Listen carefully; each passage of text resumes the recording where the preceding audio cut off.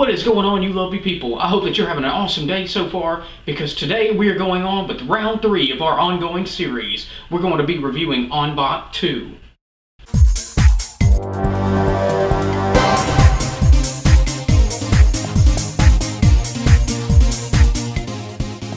And before I go into the movie and all my thoughts and opinions and all the crazy stuff like that, I just want to highlight some of the things that Ong-Bak 2 did that are still ramifications of what we felt today in the film industry, and just some of the highlights and praise I want to give the movie. In our ongoing series of reviewing the Tony Jaa and the martial arts stunt team films, all their collaborations together, this is the first movie where they have used all of their own actors, all Thai-based heritage actors. There are no foreigners in this movie. They all really wanted to highlight and enhance, give a broader view of their culture to a mainstream audience in this movie. All the things from the stunt team to the camera shots, literally everybody who worked on this movie is of Thai heritage. And I want to say it shows. They really brought their A-team, their crazy game on every aspect. The stunt team, the choreography, just how beautiful the film and cinematography looks, to the acting as well. It's all based on Thai heritage and Thai culture. This is also the first time in a movie that Tony Jaa has performed with weapons as well, not just using his fist or other martial arts styles. There is a showcase of multiple things throughout this movie, not just Muay Thai, not just elephant boxing or grappling or whatever. It's literally so many different martial arts mixed into one thing. Anything from Japanese to Chinese swordplay to Muay Thai to Chinese kickboxing. It's all there, it's all mixed in, and it's beautiful. And I just thought that some of that needed to be highlighted while we're going forward, just to really understand and appreciate that this is a labor of love of the Thai people and heritage, of them just giving something back to us, them showing that movies from Thailand can be on par, if not even better, than mainstream movies. They literally went all out with everything, and it does show. One of the main gripes I get with the Ong-Bak 2 and 3 trilogy is a lot of people don't seem to know what is going on, and I do understand that. But I'm just going to kind of break it down really easy to the base form. Obviously there are more things going on, but this is the simplified version of what's happening. Tien's family, Tony Jaa's character, his family gets wrongly murdered. They were serving the king, but this king started going crazy with power, or something weird's going on up there. They fear for their son's life, they send him away, and his family ends up getting murdered, and you're kind of just going through Tien's life as he's growing up, figuring out who he is, what he's going to be in the world, and eventually him trying to get revenge on the people that wronged his family. And bam, there you go. That's the summary of the 2 movies. Obviously there's more going on, but just, what did that take, like 10-20 seconds? It was that easy. There you go. Wish the movie would have kind of spelled that out a little easier. But going on to some pros with the movie, some things I absolutely liked about it, which there are a lot of. I'm telling you, it's a labor of love from the Thai people, and like I've said before, it clearly shows through every aspect of this movie. One of the cool things is that it's a different time period altogether. I think it's set in 15th century Thailand, literally back in like tribal days and stuff like that. But it really gives a unique realness and ruggedness to the movie. Like, everything that's going on and happening, like it feels real and intense and crazy, and it looks fantastic. Like, even as a little kid, Tony Jaa's character Tien, he gets thrown into like this fighter pit, trying to fight a crocodile, and it's either like kill or be killed, you know, prove your life is worth saving. Like, they're pretty, you know, savage, harsh people here. Like I stated before, the quality and just how amazing this movie looks. It actually does look like the Blu-ray has finally improved on some things compared to the regular DVD release. I do feel confident in saying, like, the Blu-ray release of Ong-Bak 2 compared to the first one is much better, and even does come with a ton of special features and an alternate cut of the film. It's very beautiful to look at, very gorgeous to look at, and I just give props to finally getting it down right.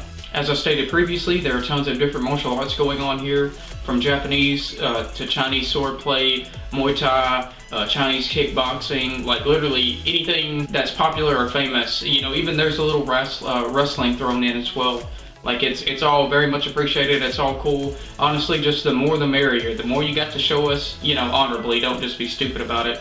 But the more you have to show us done in an elegant and extravagant way, the more I'm all sold for it. I'm all about that. I especially liked one of the scenes where he's actually like using the elephant that comes to help him later on in the movie as like a stunt piece. Like, he's climbing up on it, he's kicking people off, he's hanging onto the things on the side of the elephant, trying to balance out and just figure out what to do. He even like used the tussin a few times as well. Really good stuff there, and it takes a lot of hard work and dedication, especially to have a real like elephant okay with all that stuff going on around him. If you look at the behind the scenes features, they've literally spent like months just like loving and carrying on these elephants and becoming familiarized with them so they could do all these crazy things, not to harm them anyway, but just to bring their Thai heritage into the movie in every aspect. And especially on the scene where Tony's like jumping on the elephants and riding across some awesome stuff. He really could have got hurt if things went wrong. And I just praise you guys for doing real authentic stunts and just major work throughout the movie. Awesome stuff. It was also cool seeing the dancing return too. I know I kind of poked a little fun at it in the Protector review, but they're just shining more on their culture. It's all cool, it's all awesome, and we at least get to see it done in a more formal way this time. They're kind of like performing for the king of the land and stuff like that. So it was cool seeing all the little dances and stunt work, different things other than just fighting. All the actors were fantastic and amazing. There were especially some scenes where they were saying they were bringing their A-list actors. They're all from Thailand, all from Thai heritage in general. All the people were great in this movie. They were all solid performers. I didn't have a complaint with any of them. And whoever this guy is, I don't know his name. I couldn't figure it out, but he oversells every scene that he is in, and I love it.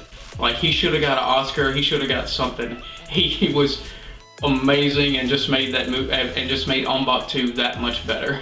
And lastly, I just kind of want to highlight the heritage and culture of the movie. I really felt like I was getting a treat, really, like a true experience, a true glimpse in the eyes of what Thai culture and heritage could be.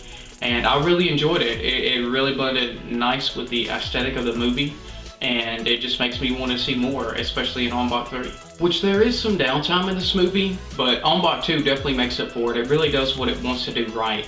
There's constant things to keep you occupied and entertained throughout the movie, and even when it does hit those slow crawl moments, there's always a big payoff. And I'm totally cool with that. As long as there's something to keep us interested, as long as there's something to constantly keep us going, just don't do a thing at the beginning and at the end of the movie and have the whole boring middle just a drag. If you're gonna slow down, if you're gonna crawl, if you're gonna take your time to build your plot and characters, at least have the payoff to be worth it. And with that, I'm gonna kind of go into the cons here. There aren't too many. I really think it's a solid, amazing movie, but there are a few things that could be better. One thing, they kind of focus on the past just a bit too much. There's a lot of flashback scenes as to him as a kid, or his family before all the tragedy happens and stuff.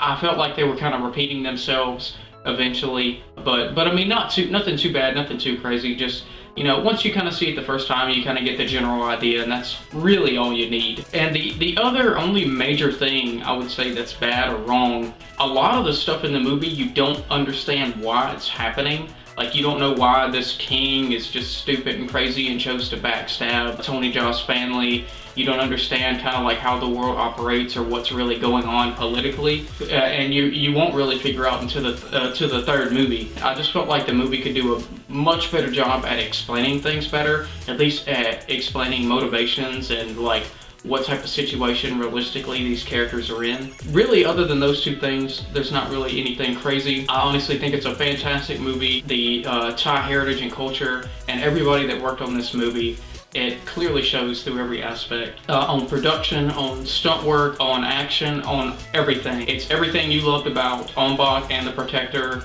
mixed in together. With that, guys, I think I'm going to give my final rating on Ong-Bak 2 a 9 out of 10.